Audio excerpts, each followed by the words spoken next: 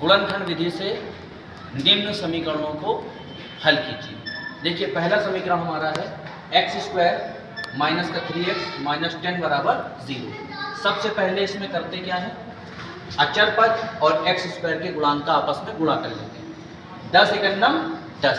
अब 10 के ऐसे छोटे से छोटे खंड करेंगे कि अगर ये चिन्ह माइनस में है तो घटाने पर x का गुणांक के बराबर आ जाए, और अगर प्लस में है तो जोड़ने पर आ जाए।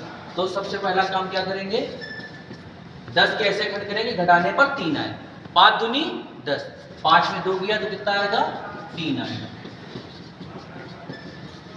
अब देखिए x square minus 5x minus minus plus का 2x माइनस का 10 बराबर 0। अब देखिए दो पावर है, दो के जोड़ा बना लेंगे। अब इस जोड़े में देखिए यहाँ पे भी x है, यहाँ पे भी x है, x कॉमन ले लेंगे तो क्या बचेगा, x माइनस 5 प्लस देखिए 2 के टेबल में 2 भी आता है और 10 भी आता है, 2 कॉमन ले लेंगे तो क्या बचेगा, x माइनस 5 बराबर 0। x माइनस 5 इसमें भी है, x माइनस 5 इसमें भी है, दोनों में है, तो x माइनस 5 को हम बाहर ले लेंगे और बचेगा क्या, x प्लस 2 बराबर 0। अब देखिए दो चीज़ों का गुणा 0 तब होता है या तो दोनों संख्या 0 हो या उनमें से कोई एक संख्या 0 हो। तो सबसे पहला काम क्या करेंगे, यदि x माइनस 5 बराबर 0 तो x बराबर हो जाएगा 5, और पुनः यदि x प्लस 2 बराबर 0 तो हो जाएगा x बराबर माइनस का 2। तो अब हमारे दो मान आ गए, अतः x बराबर 5 माइनस 2, ये हमारे अभीष्ट मूल हो गए। ये हमारा समीकरण का हल हो गया, x बराबर 5 और माइनस 2। इसी तरह से कोई भी समीकरण आपको दे दे, सपोज करिए दूसरा समीकरण आपको दे दिया है √2 एक्स स्क्वायर प्लस का 7x plus 5√2 is equal to 0। तो इसको कैसे हल करेंगे, सबसे पहला काम क्या करेंगे, अचर पद और एक्स स्क्वायर के गुणांक का आपस में गुणा करेंगे। 5 दूनी 10। अब 10 के ऐसे छोटे खंड करो कि जोड़ना 7 के बराबर आ जाए।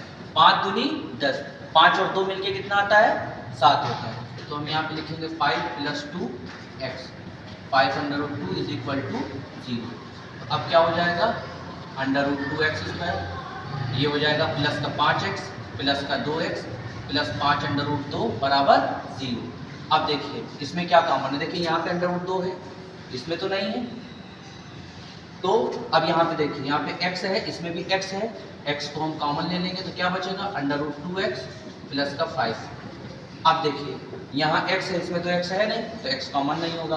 अब देखिए 2 का मतलब होता है √2 × 2, तो देखिए √2 इसमें भी है, √2 इसमें भी है, दोनों में √2 है।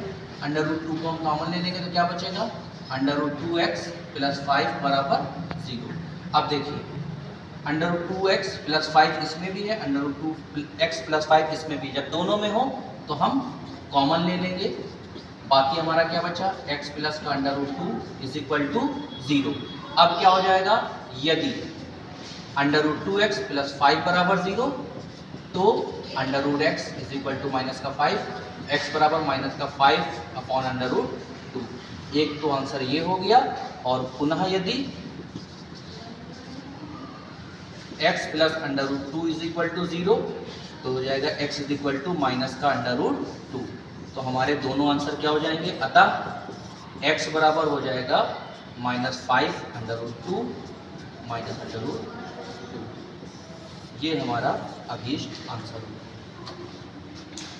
गुणनखंड विधि से समीकरणों को हल करना बहुत ही आसान विधि है, बस आप लोग इसको अच्छे से पढ़ करके और बहुत आसानी से इससे रिलेटेड सवाल लगा सकते हैं। अगर आपको वीडियो हमारा अच्छा लगे तो आप हमारे चैनल को सब्सक्राइब कर सकते हैं।